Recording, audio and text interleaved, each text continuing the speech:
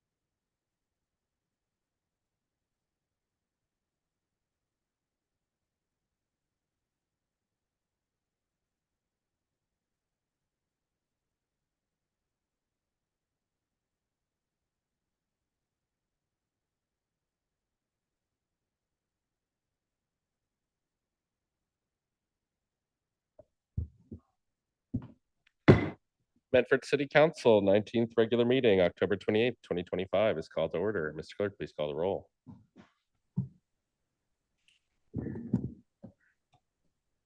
Councilor Callahan. Vice President Collins. Present. Councilor Zara. Councilor Lemming. Councilor Scarpelli. Councilor Singh. President Beers. Present, 7 present, none absent. The meeting is called to order. Please rise to salute the flag.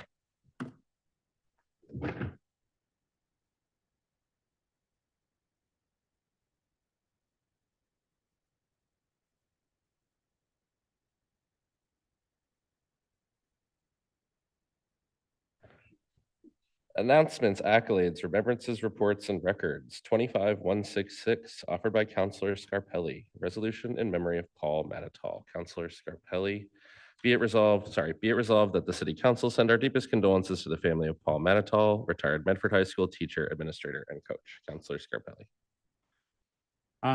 Thank you, Council President. Those who don't know, Coach Matitall, Mr. Matitall, my friend Paul Matitall, he was a great educator, a great leader of young teachers, and most of all, a great mentor to so many children that he coached and taught. He had a long battle and fought some issues, and unfortunately, it was his time to move on to a better place. And we know his family, his children, his wife, they're great people. And it's people like I've talked about this many times when we lose legends and people that have made impact so many people in the community. When I was a young teacher, when I first started, I was very fortunate to have great mentors like Lou Ruggiero and Ron Zampel and Paul Matitall, that they would take you under their wing and really educate you in how to treat others and how to work with children and have an open mind and really being a true impact from the beginning to the end of your career. And Paul had his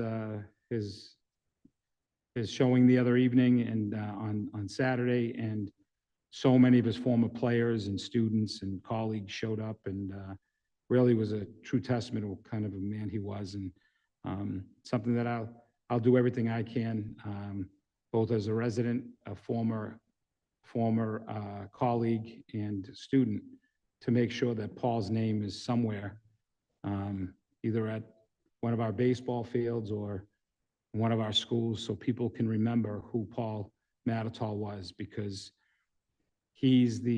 that's who you want people to remember in this community. Good people that wanted nothing but greatness from people around them. And he just elevated so many. So my condolences to the Matitall family, and may he rest in peace. So thank you, Mr. President. Thank you, Councilor Scarpelli. We're going to take a vote, and then we'll take a moment of silence. Thank you. On the motion of Councilor Scarpelli to approve, seconded by Councilor Lazaro. Mr. Clerk, please call the roll.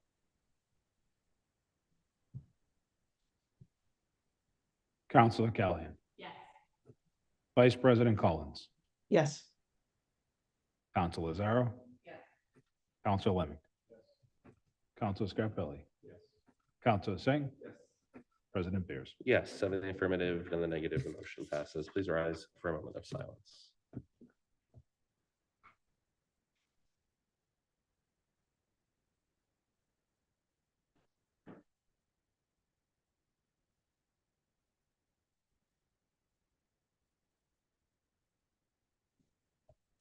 Thank you.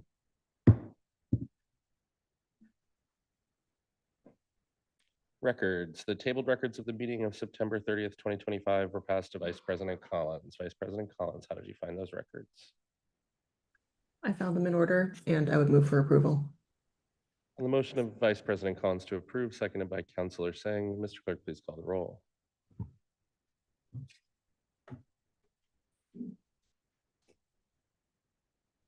Councilor Callahan. Yes. Vice President Collins. Yes. Councilor Zara. Yes. Councilor Lemming. Councilor Scarpelli. Yes. Counselor Singh. President Beers. Yes, having the affirmative, none in the negative, the motion passes. The records of the meeting of October 21st, 2025 were passed to Counselor Lemming. Counselor Lemming, how did you find those records? I find the records in order. Move to approve. The motion of Counselor Lemming to approve, seconded by Counselor Callahan. Mr. Clerk, please call the roll. Counselor Callahan. Vice President Collins. Yes. Counselor Lazaro. Counselor Lemming. Counselor Scarpelli. Counselor Singh. President Beers. Yes, 7 in the affirmative, none in the negative, the motion passes. Reports of committees 24036 and 24461, offered by Councilor Lazaro. Public Health and Community Safety Committee, October 22nd, 2025, report to follow. Councilor Lazaro. This meeting was about the overgrowth ordinance and the rodent control ordinance. Both of those papers are remaining in committee. We have more meetings to come with the city solicitor. So there's a little bit more to hammer out. Thank you. Motion of Councilor Lazaro to approve the committee report, seconded by Councilor Sang. Mr. Clerk, please call the roll. Counselor Callahan. Vice President Collins. Yes. Counselor Lazaro. Counselor Lemming. Counselor Scarpelli. Counselor Singh. President Beers. Yes, 7 in the affirmative, none in the negative, the motion passes. Petitions, presentations, and similar papers, 25162, petition for a common victualer's license, Iris Restaurant. This is to certify that a common victualler license is hereby granted to J&A Restaurant Corp., DBA Iris Restaurant, location 432 Salem Street, Medford, Massachusetts, in said city of Medford, and that place only expires December 31st, 2026, unless sooner suspended or revoked for the violations of the law of the Commonwealth respecting the licensing of common victualers. This license is issued in conformity with the authority granted to the licensing authorities by Massachusetts General Law, Chapter 140, and amendments thereto by order of the Medford City Council. Hours of operation, 7 a.m. to 11 p.m. Do we have a representative from the business with us on Zoom or in person? I see a Zoom user item.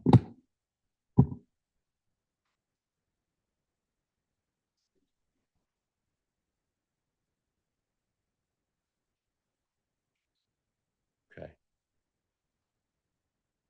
The clerk has said that the user said the business owner said that they would be on, and they confirmed by email, but they're not currently present.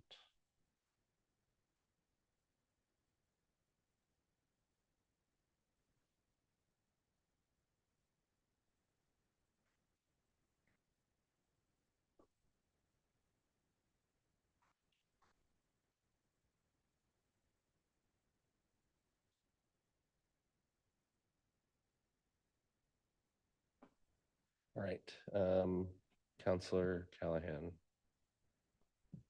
Can I move that we take items out of order and go to 25163? Sure. On the motion to table and, well, we'll just get there. So motion to table, Counselor Callahan, seconded by Counselor Sang. Mr. Clerk, please call the roll. Counselor Callahan. Yes. Vice President Collins. Yes. Counselor Lazaro. Counselor Lemming. Counselor Scarpelli. Counselor Singh. President Beers. Yes, 7 in the affirmative, none in the negative. The motion is tabled. Do we have a representative of Twisted Tree Cafe with us, either in person or on Zoom? You can raise your hand on Zoom. Counselor Scarpelli. Is the petitioner on? No, we don't have anyone. That doesn't look like.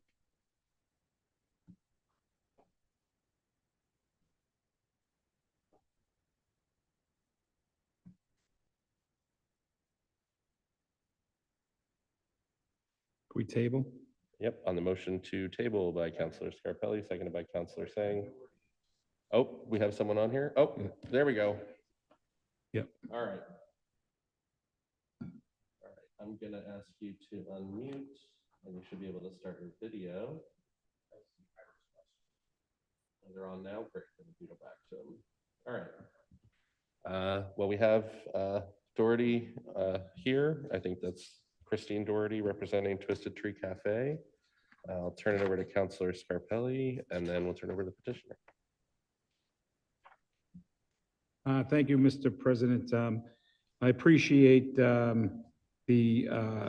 building commissioner working to streamline, I believe, with yourself and making sure that we can get the process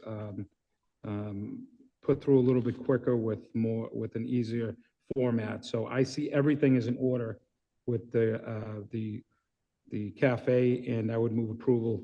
The hours of operations are fine. I'm familiar with personally with their work in neighboring communities, and they'll be an asset to our community. So I would move approval. Great. Yeah, I want to thank Assistant Clerk Alicio for working hard to get our common victualers up on the Citizen Serve platform. Now we are moving into the early 21st century with our permitting system here. It's been a long time coming. We've done a lot of work to try to do that.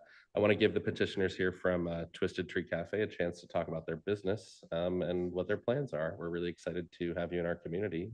So go ahead. Thank you so much. Appreciate the time ahead of the council.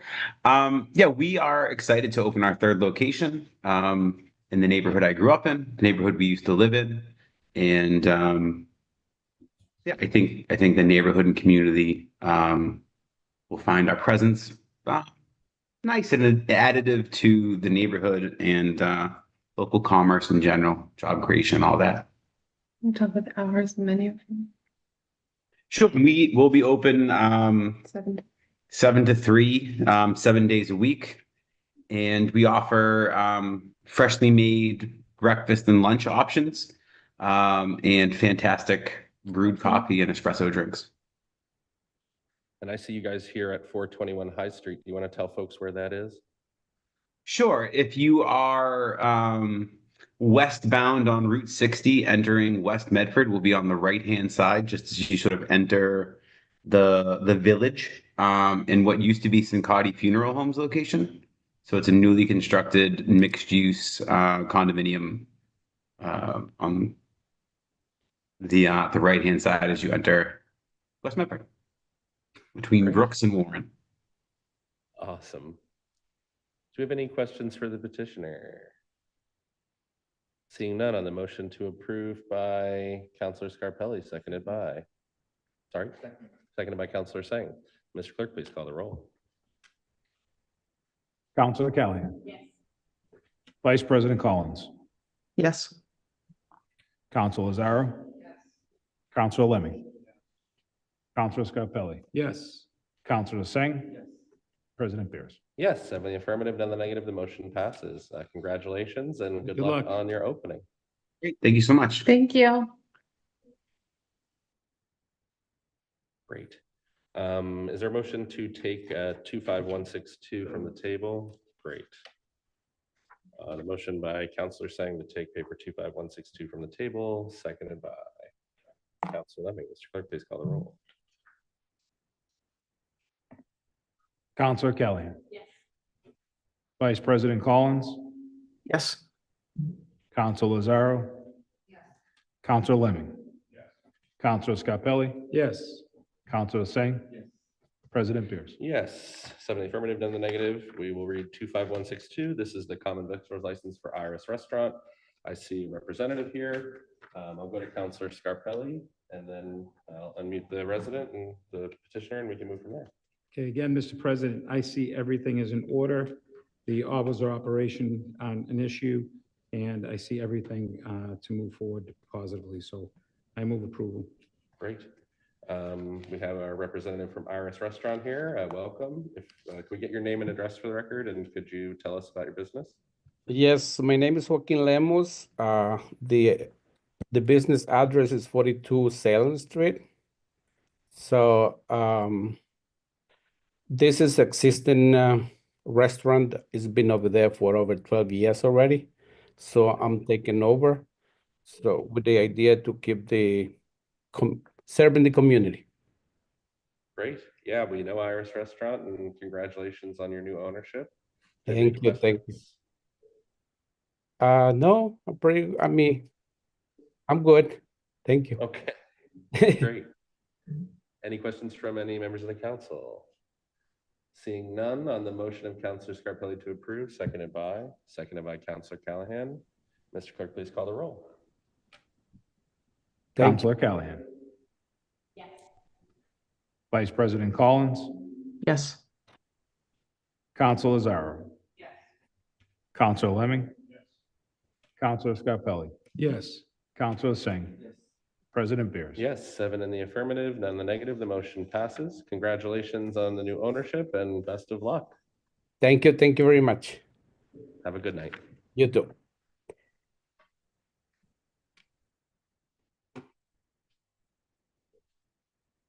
All right, motions, orders, and resolutions 25164 offered by Counselor Scarpelli. Mind if I just read the last Yeah, paragraph? please, yeah, could you? Yeah. Okay, the whole thing? You mind if I just read the Yeah, end? yeah, just, Yeah. just get through it. Be it resolved that the city council shall share a timeline to inform the residents of the area encompassing the Salem Street corridor of the process towards its ruling on the referred recommendations by the Community Development Board, and that the city council shall set a date certain for its vote to be rendered regarding the city Community Development Board's voted upon recommendations. And I, after receiving this agenda, forwarded the posting, the advertisement to Councilor Scarpelli, and I'll turn it over to Councilor Scarpelli. Thank you, Mr. President. I know that I appreciate taking this motion. I know we had questions to see the Community Development Board did hear the Salem Street corridor again and to revisit, I believe, another vote. I know that so people know that the process has to go through requirements, and one is that has to be posted for 2 weeks, correct, Council President? Yes, And- advertised in a yeah. newspaper for 14 days. So Council Bears did send me the advertising that has gone out, and then I believe it's both the Herald and And the transcript. the journal. Transcript Journal. So we hope to have that meeting on the 12th if everything goes right. So I appreciate that, and hopefully that's the residents of Salem Street understand the process. So thank you. Great.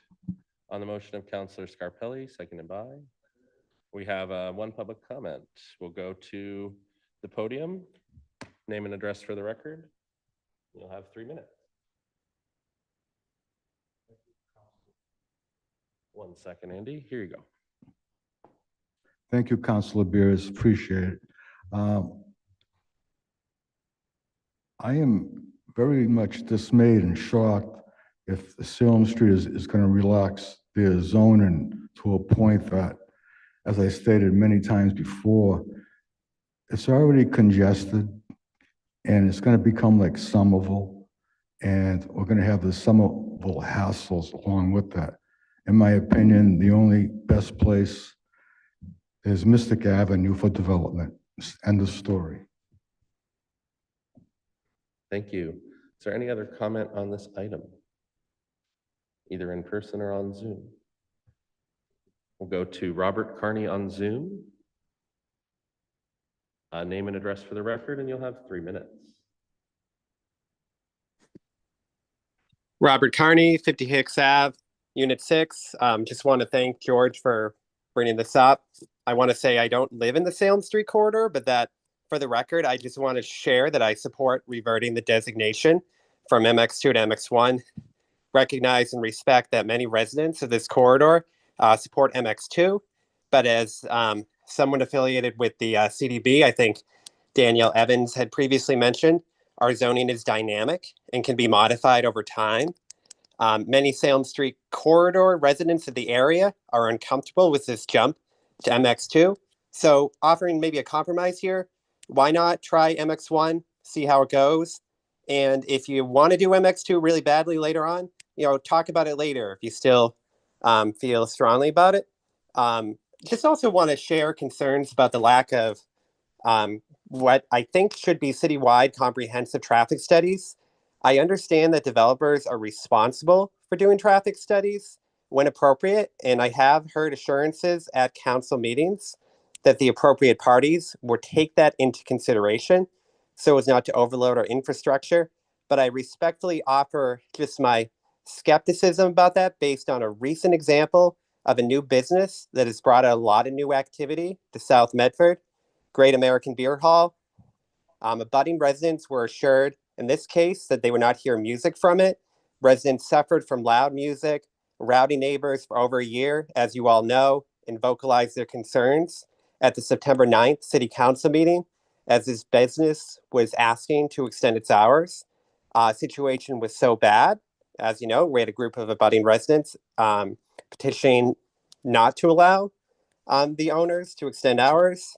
And so just, asking the question here, especially when that establishment waited until a week and a half prior to petitioning the council before taking mitigation. If this happened with the Great American Beer Hall, how can we know that we won't see promises by developers that there will be sufficient parking only for residents in those adjacent properties to turn around and find that they have a hard time parking on the street? Will residents suddenly find themselves without sufficient street parking or traffic backlogs for extended periods of time, before the city addresses their concerns? So I'm just saying, with all this, let's slow down and take a deep breath and not move so fast with zoning. So just my thoughts there. Thank you. Thank you. Andy, we'll come back to you, but we have also Ken Garreau on Zoom. Ken, I'm gonna request that you unmute, and then you'll have 3 minutes. Name and address for the record, please. All right, thanks. Ken Garreau, 52 Lambert Street. I am 100 feet away from Salem Street. I live right behind Haynes. Just wanted to say that I'm excited to see the zoning continue forward. I think it was about a year ago when the Salem Street rezoning was actually in the last city council meeting before the zoning. So seeing this after a year-long process, as much as I'm in favor of the MX2, if it's going to help the mayor along to continue the rezoning process, I am excited to see this brought back in front of the council. If we have to compromise on an MX1 for that, I think that's a perfectly fine thing to, hopefully push the mayor to get even better communication than was going out previously, which I know on a shoestring budget was tricky for people in Councilor Collins in particular. So that's all. It was great. I look forward to contributing more as a Salem Street resident. Thank you. Thank you. Is there anyone else who hasn't spoken yet who'd like to speak on this issue? Seeing none, we'll go back to the podium to Andrew Castanetti for 1 minute. Thank you, Councilor Beers. I've neglected to say that Salem Street is very, very congested as is. I live 1 block away. I avoid that and go through the square because it's easier to deal with Memphis Square than it is with Salem Street at times. And don't forget, we on the east side of Route 93 have been suffering with the noise pollution 24 hours a day, which really hurts at 3 o'clock in the morning when you have a motorcycle revving up. It's not fun, and the pollution is not good either. Even the people that say, oh, the noise doesn't bother me, but I have to wash my boat at the Riverside Yacht Club on a daily basis. It's like insult to injury. For 65 years, they've been suffering since they built Route 93 in 1960. Thank you.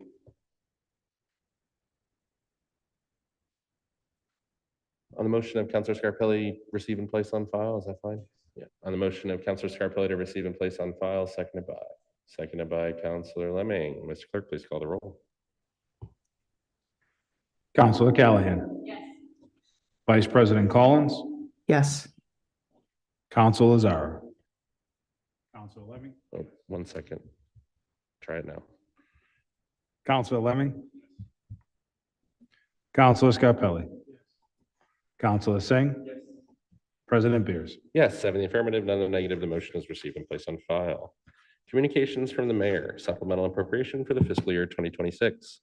Dear President Bears and members of the City Council, I respectfully request and recommend that your honorable body approves the following supplemental appropriation for fiscal year 2026. $1,300,000 for the acquisition and implementation of an updated accounting software, including but not limited to funding for up to 1 full-time temporary staff member to assist with the city's transition, associated employee benefit costs, and third-party consulting and implementation services. To meet this appropriation, the sum of $1,300,000.00 be raised and appropriated from the fiscal year 2026 tax levy. The proposed supplemental appropriation utilizes one-time funds to support the transition to a new accounting software system. This initiative is the result of months of productive discussions and successful negotiations with the Mystic Valley Development Commission related to the River's Edge project. As the council was aware, the properties at 100 and 200 River's Edge will no longer be exempt under Massachusetts General Law, Chapter 59 for fiscal 26. With both properties now taxable, the resulting increase in the city's new growth will be sufficient to sustain this appropriation. As part of the ultimate MVDC negotiation, Medford has tentatively agreed to commit annual payments for the next 5 years, fiscal 26 to fiscal 30, ranging from $31,683 in fiscal 26 to $47,848 in fiscal 30, which would be deducted from the amount owed to Medford by the MVDC and redirected to Malden. This arrangement will require future city council approval as it involves a payment not mandated by the district's enabling legislation, but it would simplify the process by eliminating the need for Medford to issue a separate payment. Thank you for your kind attention to this matter. Sincerely, Brianna Lingo-Kern, Mayor. And we have the assessor and the finance director with us. So I'll give them a second to explain this to us a little bit more, and then we'll ask them any questions, and then we'll take it from there. So thank you for being here, Jared and Bob. Just the overview. We might need you to move it up a little bit, sorry. I'm too tall for the blanket. Oh, it's totally cordless. The overview on this, I mean, I think anybody who's been at the council since I started here has known that I've been pushing to actually upgrade the accounting system that we have. It's overdue to do. It's a very big project. It's going to be expensive. It's going to take years to do it properly. Finding the funding for it, of course, is one of the big issues in this. So this year, when we came before you for the 2026 budget, we were operating on the information we had back in the beginning of May, basically. So we do conservative estimates for what our revenues will be. In this case, what happened was that due to Jared's work and the work of the mayor, we finally settled this 101, 102 River's Edge. Those properties are now in the Medford tax rolls. That means my estimate for certified new growth, which was between $2 million and $2.2 million, is now over $3.5 million. This gives us room on the tax levy to actually appropriate these funds to, I won't say do this whole project because this is going to take years and probably more funding, but we can actually use this money, reserve it in a capital project fund to probably this winter, we will be hiring a consultant, look at the general ledger, decide what things we need to do before we do the upgrade, figure out what we're going to do with the chart of accounts, how to set the thing up correctly from the get-go. I wouldn't want to minimize how much work this is going to take or how long it will take. If we try to not do the work and we try to do it fast, it's not going to work. It won't give us what we want. But at this point, I think we're ready to actually make a good plan to do this and get it done. And we have this opportunity now because of this. I won't say it's a windfall. It's a very good thing for the city because, of course, now we have this on the tax rolls. Their taxes will be subject to Proposition 2.5. They'll go into our levy limit for the rest of for years and years and years. So I think at this time it's an appropriate use of this money. So that's the overview. Thank you. Jared, is there anything you want to add before we go to questions? Congratulations yourself. So just to touch on his points, he pretty much covered it, but the difference between that estimate and what we actually gained with that 2.2 to 3.45, I believe it is the roll-off of 100 and 200 Rivers Edge. So it's called what's exempt to taxable, and that brings in new growth that stays in the levy limit in perpetuity, to Bob's point. So that we didn't know if that was going to happen. Now we can say with a certainty that it has happened, and therefore we have the extra funds. Great. And I just want to note that this was one of our budget priorities of the council the last 2 years to fund a transition to a new system. So I'm glad to see some progress on this. I'll go to Councilor Scarpelli.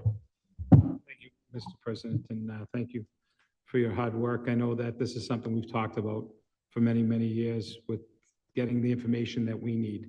One thing that I want the community to understand is by finally having this type of system, people don't realize how much money we're going to be saving just because what we're using right now is archaic, and the hours we're spending trying to gather data, and it must be very difficult. Is that true or not? Yeah. Yeah, it's very difficult. There are synergies we could have by having one system. Right. Currently, we have, well, technically 4, if you include Vision, Harper's for the payroll service, SoftWrite for the treasurer and payroll, and admins for the general ledger. We've had problems. Well, I mean, we've had problems in the last few months because uploads from SoftWrite for cash receipts aren't actually processing correctly. So now I have to spend time looking at why this is happening. It's just one example of how having disparate systems causes problems. And then I can't stress enough about how, I mean, just to put it bluntly, the chart of accounts, which is how we record revenues, expenses, liabilities, all of that stuff, has been set up piecemeal since we got admins back in 1998. And it doesn't make sense. This is a common problem. I won't say that other communities don't have this problem, but basically we've outgrown it. Right. And that's the thing. The accounts that we can use in that are limited. We have a limited number of them. So at some point, something's got to give. Right. And there's stuff that the current system does not, it can't be cloud-based, for instance. Everybody's going to cloud-based solutions for accounting systems. Admins doesn't do that. I don't know what we'd have to do to upgrade admins to be able to do that. They will definitely be included in the conversation about what software we're going to go to. But this, and I also want to stress when we're doing this is why I'm saying it's going to take money and take a lot of time, because I want to go through a proper procurement process, identify vendors using our consultants, identify vendors who are capable of having a system that will support a city of this size, so that we're picking the right software, we are closing down admins the way it should be, and moving that data into an upgraded software system where the account setup actually makes sense and works and is logical. So it's going to take a long time. No, I like I said, it'd be nice to, I know we've been asking for quarterly, monthly, breakdowns, and we get them some months, we don't get them some months, and I know that's a lot of work to be done. So these are things that are going to be streamlined. For one person that worked in municipality who turned over their system to Munis, we use Munis in Somerville, and most communities use this software. I think that it's such an important piece because it ties every city entity together, whether it's a police department, DPW, Yes. different offices, and you'll see payroll being done, you'll see, procurement process go through Munis, so everything, but you're right, it does take a lot of time. And my question to you is, what we did, what was important in the community I work in, was the training. Would Yes. that be part of the funds, or just the software? Absolutely. Okay. And we'd be doing this in stages so that we get one stage. The first thing is to do the general ledger, get everybody trained on that. And that involves procurement, contract module, accounts payable. That's what admins does right now.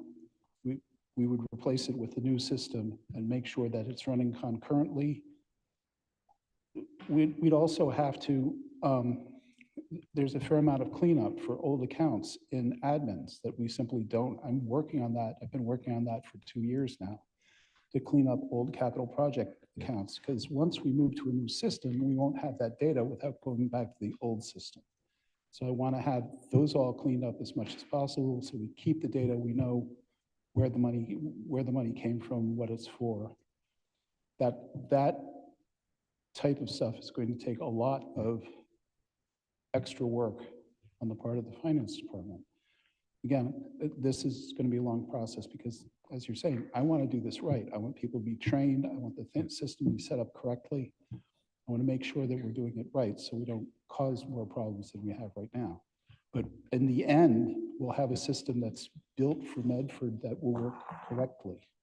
Well, I appreciate it. I know that Rich put us into the century with some data entry and making sure that we can streamline some processes. And this is something that we've talked to for many, many years. Yeah. And trying to find a way. So sometimes when you look at a funding mechanism, the end result will benefit far greater than what that cost will be. So, and I again, like I said, I've seen it firsthand. I've worked with it firsthand. So you see the benefits to the community I work in because of just hours saved and money saved, because things are, data is collected a lot easier and a lot more streamlined and shared very easily. So I would move approval if that's what's needed, Mr. President. So. Great, we have a motion to approve from Councilor Scarpelli. Do we have, seconded by Councilor Callahan? Do we have other questions? Almost thought you were out. I have questions, and I always have questions on this stuff. It's been too long, Bob. We haven't had you before us in a few months. My questions are actually really easy. I just had one. Is this going to make it easier for us to take online payments eventually if we move to this, digital payments?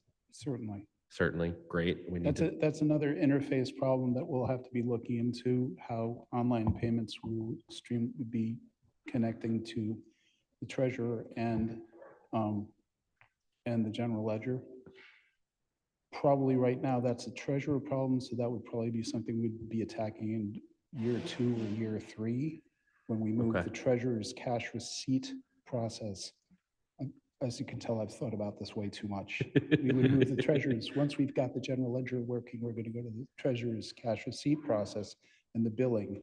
And we have to make sure that we've transferred all billing balances to the new system correctly. But newer systems are used to all this stuff. They weren't, back in 1998, who was taking online payments? No. So yeah, having a more modern system would whatever it turns out to be, would clearly make a difference with that. Great. Yeah, that's a huge piece, I think, of the resident experience with City Hall that we could make an improvement on.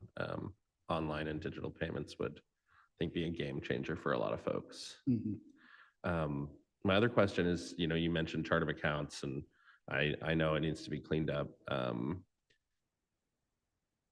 We had a bicycle commission donation at our last meeting last week, and they were like, they've had some times in the past where they've had a donation and it's gone into a, different thing in the chart of accounts. And I'm just wondering, is this going to make it easier for us to see on a more regular basis where things like a donation, making sure that it goes to the right account, giving commissions the ability to see what their balances are more easily and take that workload off of your plate and the people in your office? If I could, an example, the way we use this, there's a certain segment in the chart of accounts, in the accounts and admins, and it's called project code or program code. It has 3 digits. Coming from Nantucket, we had 5. So setting up a new piece of the accounting system, I had 10,000 things. We're running out of program codes just because that drives that's how we keep track of all the grants. That's how we keep track of all the capital projects. That's how we keep track of the CPC. That's, the program codes drive that. That's how that system is set up. I only have 1,000 of them. Yeah. Yeah, with 10,000 of them, that means we can be much more precise in all of these things. It's easy to set up a new program, what we would call a program. In Munis, it would be called an organization code, an org code for a specific thing. They gave us $500. It's for making sure everybody has dog collars, right? And you have that set up, then you can make sure that all those donations go there and the money coming out is set up correctly so that the POs get put there and then you buy all the dog collars. Through the years, program codes have been used for many different purposes or many different appropriations. So that becomes a big problem when you're trying to go back into an actual program and see where the money came from and how it was supposed to be spent. I mean, Rich knows this. I asked for some dusty old papers that he had to go to the basement for because I got a query from somebody about the borrowings we had for the school pool. We don't have those papers. They're in the basement. I don't have a copy of them. I don't know exactly what they said. What else went into that account? This is the kind of stuff that I'm trying to clean up. And it would be part of this whole project is to make sure that we cleaned up those old accounts and got them properly set up with the proper balances in the new system with their own specific codes. We know where the money came from. We know precisely what authorization had that money, appropriated that money, how it was funded, et cetera. So yes, having. Right now, you're going to the basement to figure that out. Yeah. And that's going to happen for a while. I mean, we've done, actually, it's the work-off program. Last fall, I had a wonderful work-off person who knew a lot about Old Medford and was bothering the clerk's office all the time to find old papers and say, okay, this is exactly what this was funded, what this funding was for. So we could actually say, okay, we got the paper, we've got it on a spreadsheet. This is all of the funding, where it came from, et cetera, what its account number in admins is.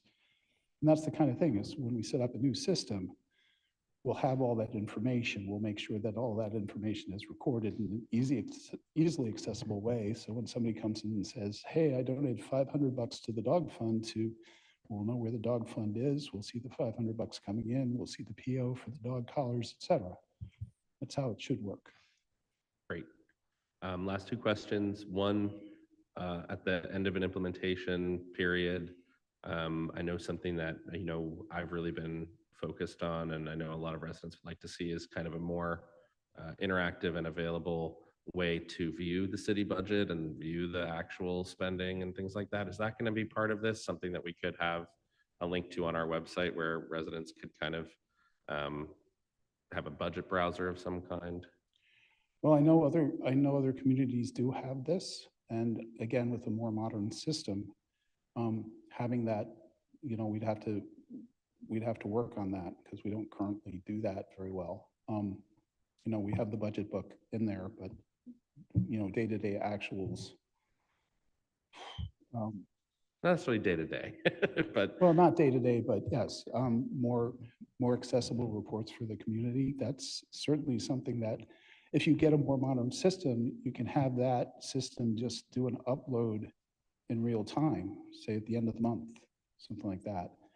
You can tell it how to get into the system and get the data into the website without actually having somebody. Right now, what we'd have to do is we'd have to do an Excel spreadsheet from admins and then group it correctly so it matches the actual budget votes. And then we have to give it to ClearGov so that they can put it on the website. We can't do that ourselves with the current system.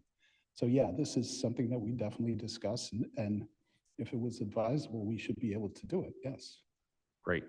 That would be awesome. I think that would be something a lot of folks are looking for. Last thing is just the timeline. I know over the past couple of years we've talked. I can tell you've thought about it because I've watched in stages the implementation kind of idea. You put it together, and you mentioned year 2, year 3. So are we looking at about a 3-year implementation time frame for this? I would guess the total conversion would take more like 5. That's what I've heard from other communities. Okay. But we would look to be we would look to be getting things in place to replace the general ledger. We'd be looking to do that probably this winter with the consultants. Make sure that we have all our ducks in the row and everything we need. If it worked the way I would like to, and obviously things happen, but I would think that in the winter of 2027, we'd be looking to put in the general ledger module and run that concurrently with admins to make sure everything's working correctly, everybody's trained correctly. And that just works out. I'm thinking of a project where we're going to do another module every winter for probably 5 winters. Okay. Because that way, for the finance department, the budget can be done without worrying about the system too much. All the downloads for the budget have already been done. I certainly wouldn't want to do it in September when we're trying to get the recap done, when we're trying to get the state reporting done, get the audit done. But hopefully in the wintertime, we would have more resources to concentrate on this. When you get around to June, you're trying to close the fiscal year. You're trying to make sure that everything's buttoned up for the end of the fiscal year. And then in the summertime, you're going through all of the year-end closing and making sure all the POs have been encumbered properly, that we've closed them out if they need to be. There's an awful lot of detail work there that is computer heavy with the accounting system. We really need the accounting system to do that. When we're doing the budget, that's more of a spreadsheet work and looking at tables to see whose payroll has to go up because of contractual obligations. That's spreadsheet work. We can not focus so much on data that we need from the accounting system during that period of time. It's not that we won't be busy, we will, but it's not something that will put a lot of demands on the accounting system itself. So that's how I see it working. That's why I'm saying a 5-year timeline, because once we put something in, we're going to use it for the whole summer and make sure it's working correctly before we try to put another module in there. So yes, I've thought about this too much. Great. I mean, I think, it's important. It's an important project, and I'm glad we're moving on it. Thank you. All right. Any further questions from members of the council? Seeing none, do we have any comment from members of the public on this paper? I see one. I will ask you for your name and address for the record, and you'll have 3 minutes. Micah Kesselman, 499 Main Street. I would just like some clarity on like the total windfall and how much spending is happening here. I hate that I'm in a position where I'm like potentially arguing against taking action against the increasing technical debt that our city continues to accrue. But that sounds like a pretty large windfall, and we're literally days away from a SNAP crisis, from a health insurance crisis, and who knows what new crisis will turn out next week. And I think I just think it needs to be part of the calculus for using surprise money and windfall funds right now, when we have these actual crises that, as much as I would like to tap that, believe me, I want the technical debt of this city to be fixed. And I've worked with CPC code, so I understand like the nightmare that you're dealing with. But people, residents eating is more important at the end of the day. So yeah, it could just be some sort of explanation like what the sort of spending outlay looks like and how that's sort of like stepped, or if it's basically taking all of this windfall cash and putting it into this project, potentially at the expense of using it for something that might be unfortunately more critical at the moment. Yeah, thank you for your comment. The paper before us is a one-time appropriation of $1.3 million, which is on the tax levy because of the River's Edge. But I don't know, Jared, if you could talk a little bit more about maybe where the money came from, and then maybe Bob, if you could talk about what this looks like going forward in some way? Right, so the money came from what's called the MVDC, if you're familiar with it. It was the Tri-City development over on the Malden River. And after 15 years, the properties roll off or come out of the pilot to their respective cities. It wasn't very well put, it was vague in the original legislation, so we went through what turned out to be a roughly 2-year negotiation with Malden to where they finally agreed to say, yes, once the 15 years are up, we all agree that it reads, the properties fall to their respective cities. And I think 98% of the properties in the MVDC are on Medford land. So as they fall off, we will get those properties to come onto our tax rolls, resulting in the same new growth. Well, not the same number, but it'd be the same process. All right, and this is the money that's in this year's levy, but we're not appropriating this money in future fiscal years to this project. Only in so much, well, not appropriating the money. Once it's on the tax rolls, it goes into the tax levy. Right, so I mean more to say that this 1.3 million that is being appropriated in fiscal 26, it's not like the 1.3 million in the next budget is going to this as well. No, Okay. no. Depending on how the council wants. I mean, it'll be another appropriation which will come before the council when we need more funding. I won't say if, because I know we will, but when the time is, when we need the funding, we will come before the council with a funding source and say, we need to do this because we need more funding because this is the next step of this project, just like any other capital appropriation.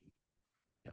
And I know you might not have the exact figure in front of you, but you know, the resident was talking about some potential emergency needs, and obviously some of the really worrying and dangerous things that are happening in the federal government. This wouldn't impact the stabilization fund or any funds that we would need, you know, that could be No, put we would towards. we still have a significant, we still have $6 million, I believe it is, in the general stabilization fund that could be used for emergency spending. And once I get all the state reporting in, we'll have this year's free cash number. Okay. I don't have an estimate on what that will be this year. Yeah. And just, you know, I know that there's a lot of residents who are worried about the Trump administration not providing SNAP benefits starting November 1st, food stamps, and other items that are happening. The food security task force, I believe, is meeting tomorrow to bring together the city with some of the other agencies and folks who work on food security in the city to see, you know, figure out, the mayor's team is putting that together. We didn't really receive any communication about it directly as a city council, but we have been made aware that they're meeting to put together an emergency response in some way. All right, do we have other comments on this? All right, we'll take you to the podium, name and address for the record. You'll have 3 minutes. Thank you. My name is Jennifer Yanko. I live at 16 Monument Street, and I just wanted to underline the importance of this. I mean, there have been lots of complaints about lack of transparency, people wanting to know more about the budgeting process, more about where funds are going, and having, you know, updated and clear accounting systems are critical for this. So if we want to know how the money is being spent and where it's going and how it's allocated, having these systems in place is really important. So I just think that we should be in support of this. Thank you. Thank you. Do you have any other public comments on this paper?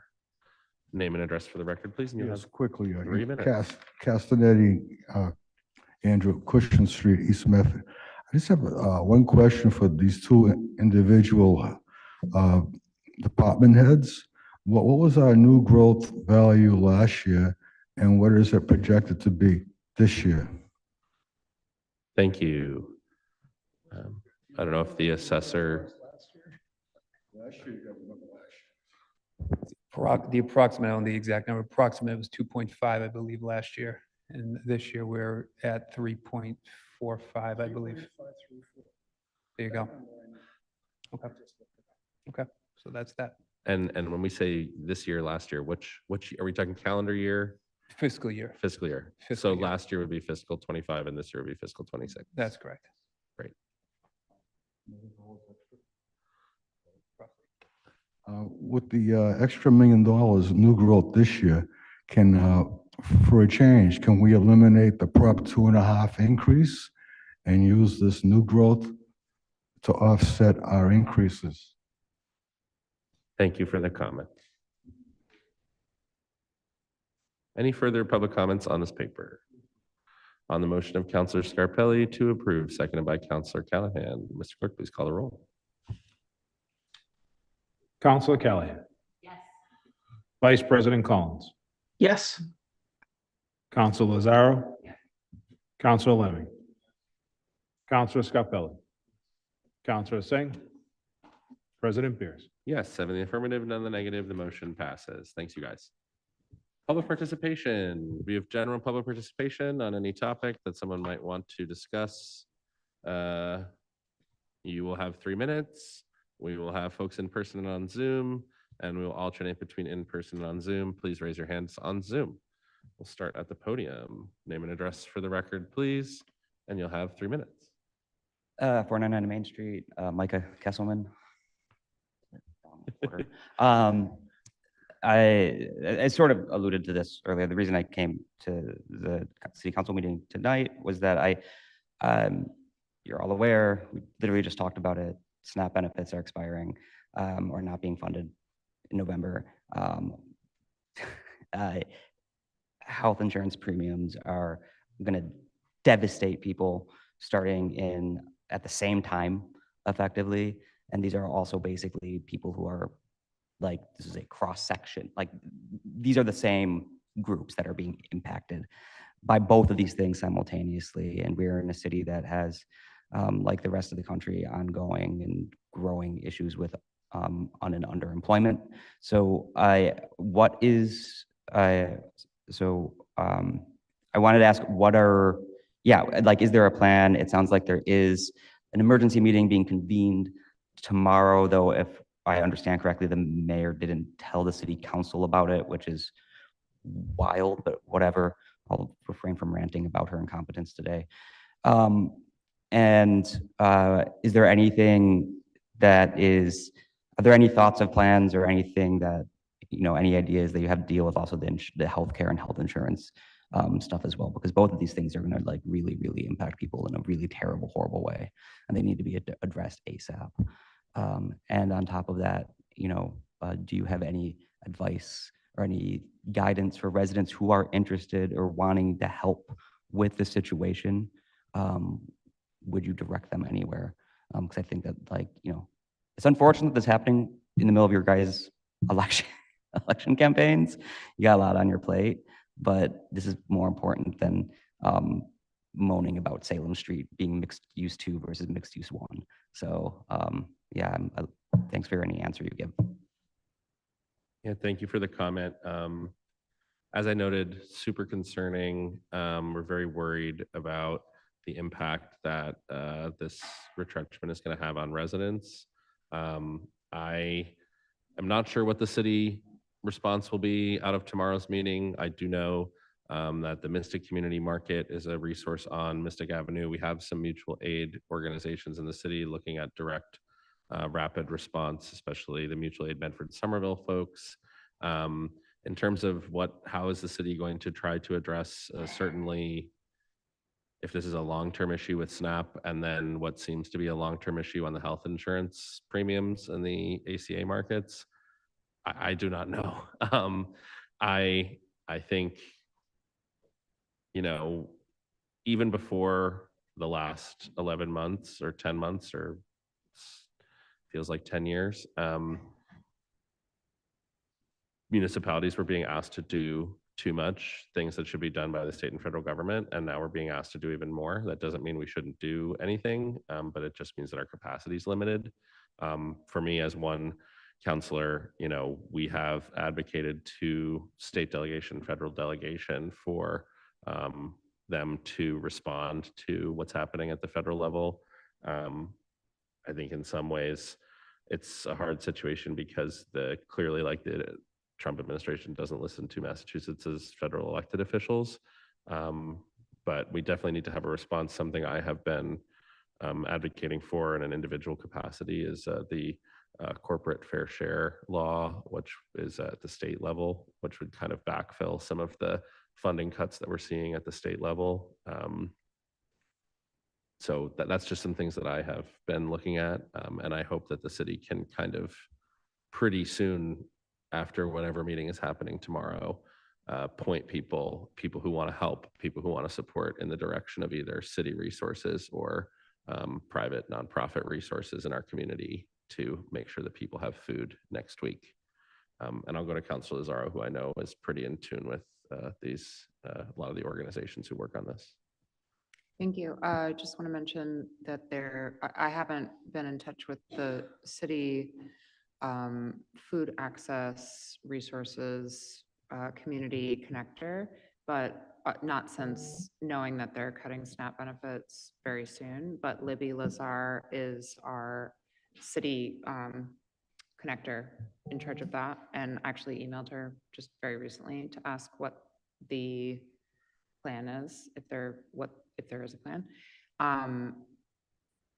But Mystic Market is one spot. There's a food pantry at the UU Church on High Street every Thursday. People can donate to these places as well. Bread of Life in Malden, Food Link in Arlington. There are a lot of places that have been and continue to have food resources, but also I'm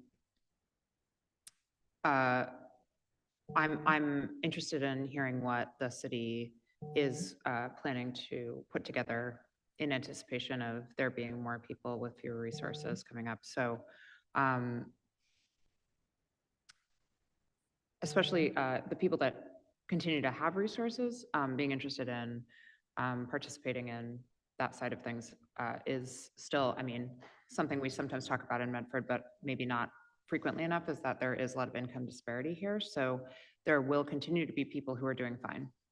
And it's incumbent upon those of us who are doing okay to maybe step up and offer those resources to the people that may be especially suffering right now by donating and offering those resources to the people that don't have them. So maybe we'll find ourselves with some more food drives in the future.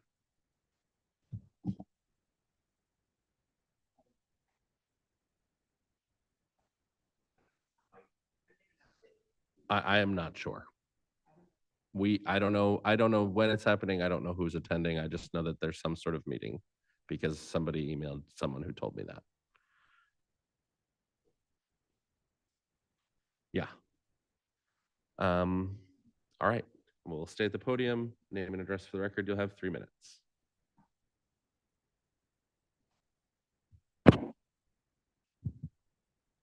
I just wanted to chime in on this. Going hungry is no fun. It seems like 1 in 5 Massachusetts residents are getting whatever they call it, SNAP 8 food cards. And it's not fun, especially if they're used to getting the food. However, if I'm not mistaken, didn't the Governor Healy come up with $1 billion somehow to help with these hotels, with the immigration situation? I would think if she can come up with $1 billion, maybe she could do something for all the 351 cities and towns. Thank you. Any further public comment on anything? Yeah. Yes? Well, you have 2 minutes left. All right. You have 2 minutes left on your timer. No, that's something. This is in general, so we're already in the general public participation. Okay, can I start? Yes. Thank you, Councilor Beers. I have a question that's very unusual. First, your Prop 2.5 double override that we passed cost me about $1,000 extra on my real estate tax bill. Now I'm pushing up to $10,000 on a year real estate tax bill. And that doesn't take into account the $1,000 extra from the increase. Is going to be a 2.5% added thanks to Barbara Anderson. It won't be any more unless we do another override. But that's going to be in perpetuity, along with the $9,000 I'm already paying. So some of us are having trouble paying our real estate tax bills, especially our seniors on a fixed income. My question is, if you all city councilors are re-elected next week, will you please repeal this unfair Prop 2.5 override and help all the Medford real estate taxpayers? Yes, no, or no comment?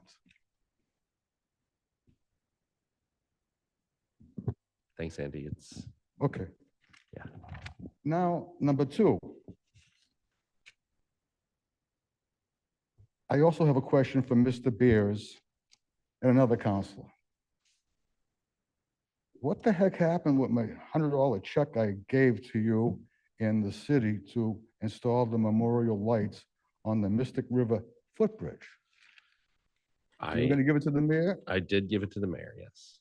And there's no lights. It's over a year now. I have actually asked her about it, but the money's with them. It's a lousy 100-foot of lights. And one of the counselors checked on the internet, and $1 a light, that would cover 100 lights. And it should face the Craddock Bridge, the first bridge in North America, built in 1638. It would look wicked pissa. And it will be glowing on the Mystic River. It's so sad. I would say, may the good Lord shine a light for all Medford people. It's a memorial, living and deceased. Amen. Thank you. Is there anyone else who'd like to speak in the public comment section of our agenda? Seeing none, I'm going to close public comment. Is there a motion on the floor? Motion to adjourn by Councilor Scarpelli, seconded by Councilor Lemming. Mr. Clerk, please call the roll. Counselor Kelly. Yes. Vice President Collins. Yes. Counselor Lazaro. Counselor Lemming. Counselor Scarpelli. Yes. Counselor Singh. Yes. President Beers. Yes, 7 in the affirmative, none in the negative. The motion passes and the meeting is adjourned. Thank you.